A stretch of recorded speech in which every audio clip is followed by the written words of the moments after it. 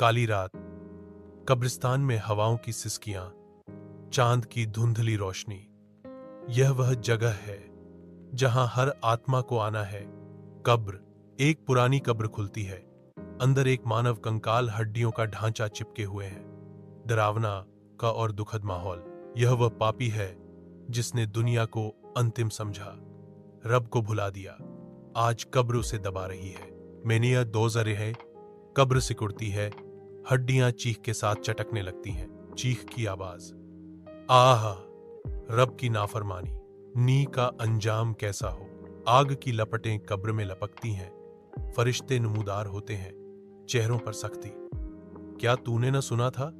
नमाज छोड़ दी, झूठ बोला, लोगों का हक खाया। आज हिसाब का दिन शुरू हुआ। कब्र मुकम्मल तौर पर बंद दो होती है, सिर्फ एक पंक्ति दिखाई देती है, अपने कर्म सुधारो।